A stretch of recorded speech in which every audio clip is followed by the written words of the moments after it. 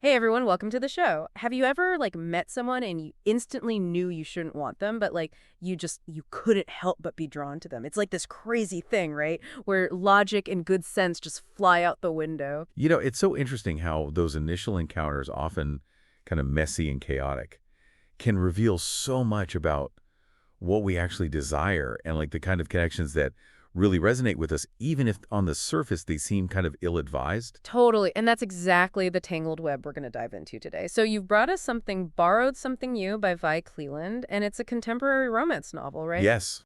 That throwing these two super compelling characters together in the most unconventional way.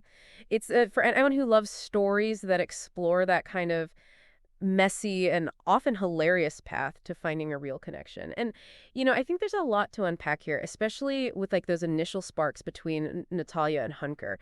The banter is so witty, it's outrageous at times, and the way their ideas about relationships just start to crumble, it's a really fascinating journey. So if you haven't read it yet, you can find a link to the book on Amazon in the description below.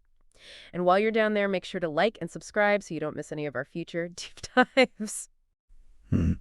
Okay, so you highlighted that very first meeting at Anna and Derek's wedding. And it was hardly a picture-perfect romantic introduction, was it? Yeah, it really wasn't. I mean, you've got Hunter showing up late, and then his very direct assessment of Natalia definitely broke the ice in a pretty memorable way, although maybe a little shocking for some. But, it immediately sets the tone that this isn't going to be your typical kind of polite courtship.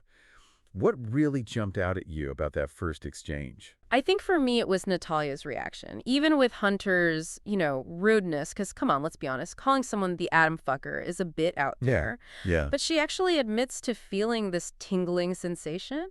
And it makes you wonder, what is it about that kind of bold and, maybe inappropriate attention that can sometimes spark something unexpected? That's such a good point. It kind of suggests that Natalia might be someone who enjoys a bit of disruption, like someone who isn't totally content with the predictable. So maybe Hunter's forwardness, although offensive to some, maybe cuts through a certain amount of social artifice that she finds tiresome. I don't know. It really raises the question of whether playing it safe always leads to those really meaningful connections. Yeah. Right. Yeah. And then even his actual introduction, it's so good. Hunter DeLucia, got a name, beautiful. Or should I just call you the Adam fucker? Oh my gosh. It's so outrageous, you almost have to laugh. It's so funny. But it really does establish him as someone who just disregards social norms completely. So do you think that lack of filter is part of his appeal? Oh, it's such a double-edged sword. Because on one hand, you could see that unfiltered approach as a form of authenticity, you know? Like he's just being real. He's not playing games. But on the other hand, it could very easily come across as disrespectful. And for Natalia in that moment, it seems to really pique her interest, maybe because it's so different from what you would expect, those polite interactions at a wedding. It does make you wonder if she's encountering a type of personality that she hasn't really experienced much before. Right. And then that unconventional start just escalates when they get stuck in the elevator together. Right.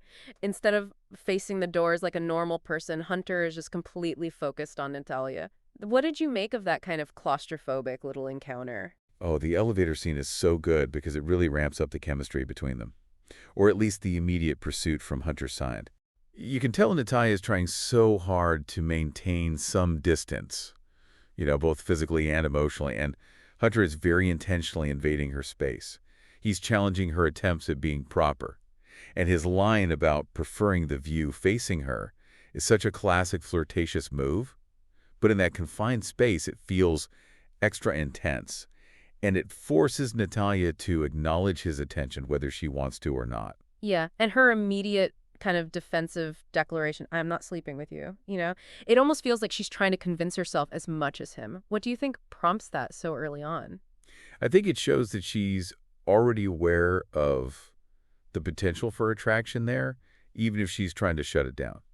It feels preemptive, like she recognizes that undeniable pull and she wants to set boundaries before things go too far. It's a big sign that Hunter's boldness has already had an impact. Right. And that leads to his rapid fire personal resume, right? And then that very direct proposition, sex, not love. Oh, yeah. And it's almost jarring how honest it is. So, what do you think is his motivation for being so upfront? I think his bluntness could come from a few different places. Maybe he's had bad experiences with relationships in the past and he just wants to avoid any misunderstandings. Or maybe he truly isn't looking for anything serious and he's just making that crystal clear from the get-go. Or maybe there's a part of him that just enjoys the shock value and the power of being so direct. I don't know. But it definitely cuts through any kind of romantic illusions that might be floating around. Right. And how does that land with Natalia, given that, they're at a wedding, it's like a celebration of love and commitment? It creates this immediate conflict for her because she's at this event that's all about, traditional romance, and yet she's being offered something explicitly casual. And this contrast likely forces her to confront her own desires and what she's really looking for, which might not line up perfectly with the image of, a traditional wedding guest. Right, exactly. And then comes the garter toss with that amazing soundtrack. Oh my gosh, yes. You've got Jason Derulo's writing solo, followed by Beyonce's Single Ladies. It's too perfect. It's like the universe is like commenting on the whole situation. What did you take away from that scene? Oh, well, the music is definitely a playful nod to what's happening. Natalia is there ostensibly as someone's partner, but the music is all about being single and independent.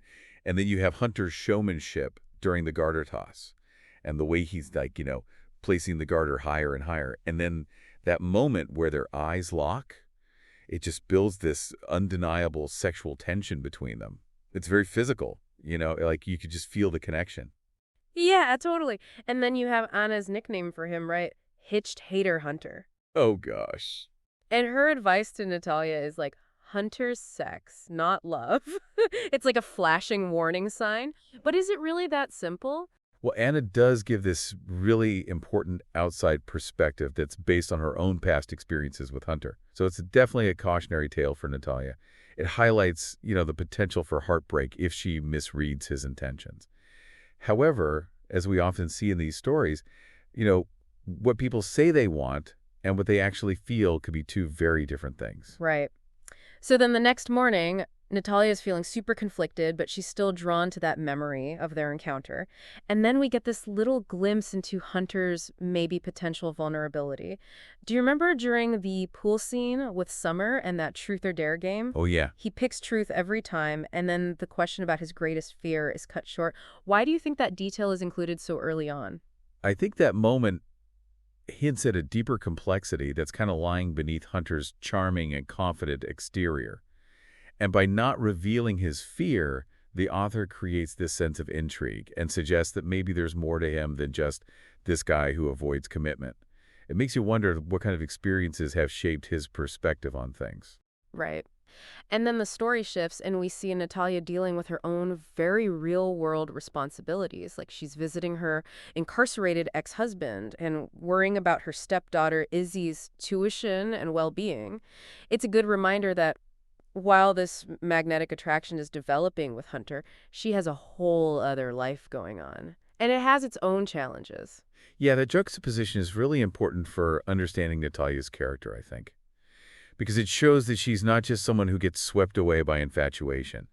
She has responsibilities and a past that she's working through.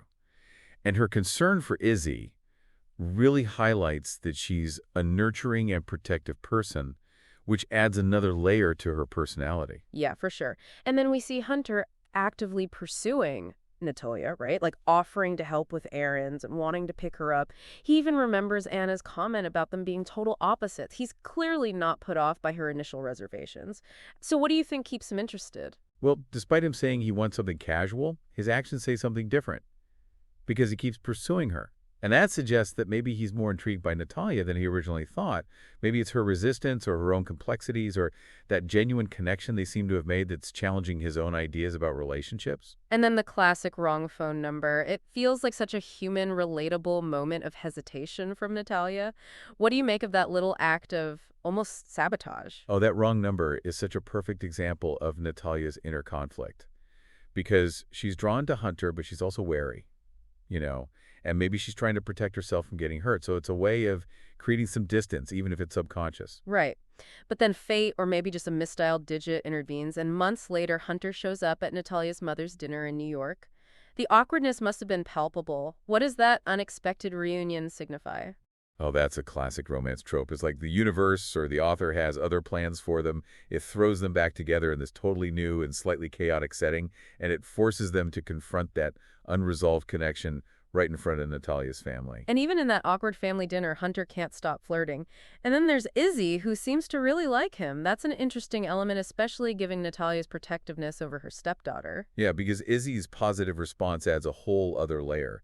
Natalia's main priority is Izzy's well-being, so Hunter's ability to connect with her could be a major factor in whether Natalia decides to explore a deeper relationship with him. That's true. And then finally, that funny little debate about the number of times they've kissed. Oh, yeah. It's playful, but it also highlights that physical intimacy they've already shared and Natalia's attempt to kind of downplay it. That little argument just emphasizes that physical connection they have. Even as Natalia is trying to maintain control over the narrative of their encounters, it shows a certain level of comfort and familiarity that they've developed despite their unconventional beginning. Right, so we're left with this big question, can this intense chemistry that started from a rude introduction and a sex not love proposition actually evolve into something more meaningful given their very different perspectives and Natalia's other responsibilities? Exactly. I mean, their initial encounters lay the foundation for what could be a very complex and potentially transformative relationship. The attraction is definitely there, but there are some significant hurdles to overcome.